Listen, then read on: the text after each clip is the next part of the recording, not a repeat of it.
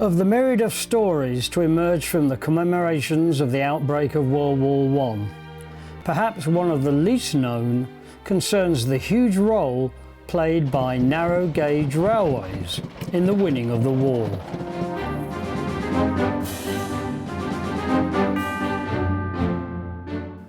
By the spring of 1915, the war had stagnated into a war of attrition, with the entrenched Allied and German forces facing each other along a 200-mile line from the North Sea to Switzerland. Around 2 million British and Allied troops overall, needing to be fed, watered and armed. And an enormous logistics problem: how to get everything up to the front line. Initially, the British put their faith in motor transport, lorries like this Foden converted tractor, and refurbished buses. Yes, around 1,000 London buses like this one were taken off the streets, reinforced for military use, and sent to northern France for action. A few were even adapted as mobile lofts for pigeons, important message carriers throughout the war. But the lorries were generally underpowered with very poor fuel efficiency. They were difficult to drive and had limited capacity. Many of the roads had been destroyed by shelling and were degenerating into quagmires and cratered mud, made worse by the vehicle's narrow, solid tyres. In 1916, the British turned to what the French, and as it happened, the Germans, had been using for some time: a 60 centimetre or 2-foot light railway system, originally invented by Frenchman Paul de Courville in the late 1870s. The system utilised prefabricated panels of very lightweight steel rail, fastened to steel sleepers. The pieces of track were easy to transport, actually light enough to carry, and when laid end to end, could be quickly and easily bolted together. The points were prefabricated with primitive controls. It was a single-track system with telephone-controlled passing loops and other basic methods of signalling.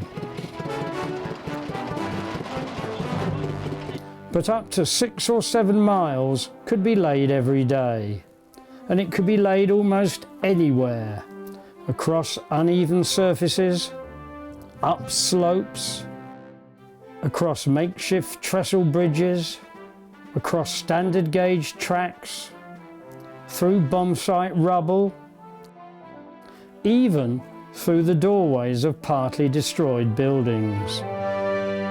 So practical were these railways that the government ordered wagons of all shapes and sizes, around 13,000 of them in all, from 14 different British companies. And they could carry almost anything.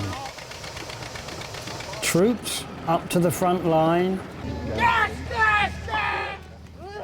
and injured troops back from it. There were wagons designed to carry stretchers, to transport munitions, to take straw to the cavalry horses, and to deliver the 20,000 tons of food and drink required for distribution every day.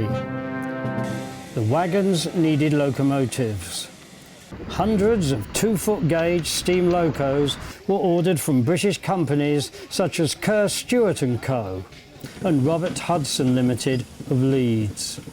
But demand soon outstripped supply, and when the USA joined the war in 1916, orders for hundreds more were placed with American companies Alco and Baldwin. It was an extraordinary war effort.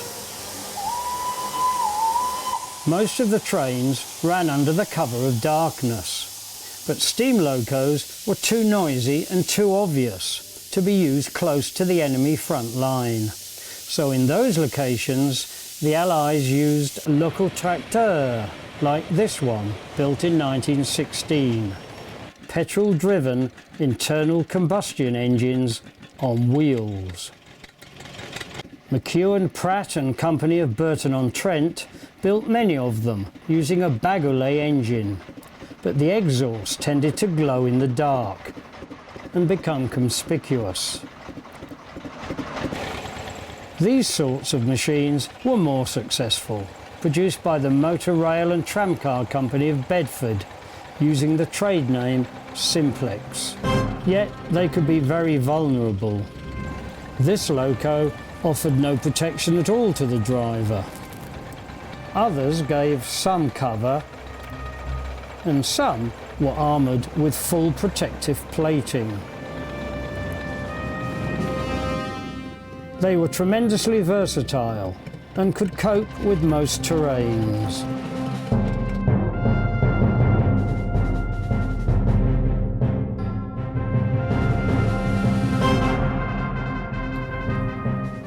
Networks spread very rapidly. These rough old sketch maps show how many lines there were in just one small area east of Amiens. Supplies like this ammunition would come into railheads on the standard gauge railway and then be transferred onto these narrow gauge trains to be taken up to the front. But explosions from enemy shelling constantly wrecked sections of the network. Derailments were commonplace, and the train crews became experts in re-railing locomotives and relaying the track work. But many of these men were not ordinary conscripts and had been specifically recruited from the ranks of the major railway companies.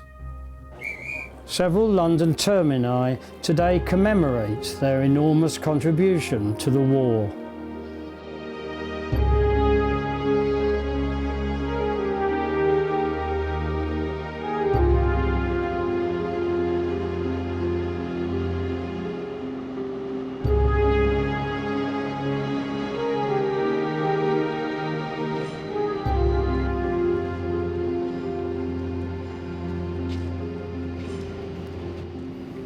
And what an effort it was. 2,000 narrow gauge locomotives and 16,300 wagons built and deployed. 4,000 miles of 2-foot gauge track laid across the mud. And over 20,000 railwaymen killed. Yet today, around a century on, only one small section of the World War I narrow gauge track networks actually remains in position, alongside the River Somme, just 4 miles connecting the villages of Foissy and Dompierre. Le Petit Train de la Haute Somme, a summer weekend tourist attraction, but with a steam engine that saw service from 1916.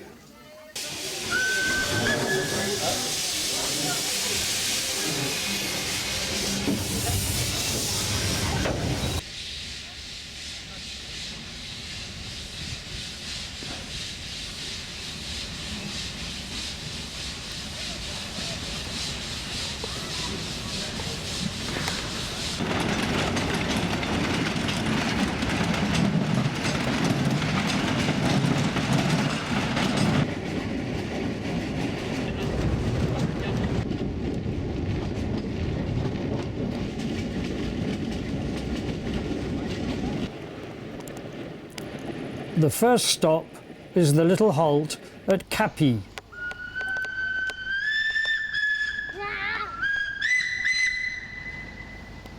This seems more or less to be the end of the line that was actually used in the Great War. And on most days, a more modern locotracteur takes over to complete the journey over a line that was rerouted in the 1920s to serve a nearby sugar refinery until surplus to requirements in 1974, when a group of railway volunteers undertook its preservation.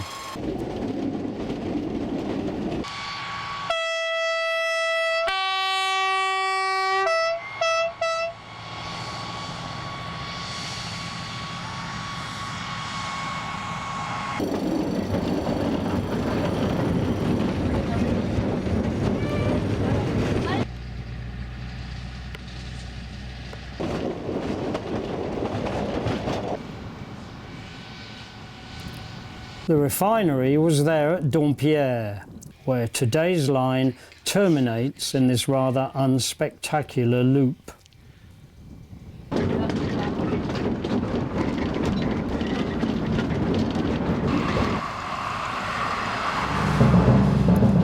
Not quite historically authentic perhaps, but as the train wends its lonely way back, the ghosts of World War I are not too far away.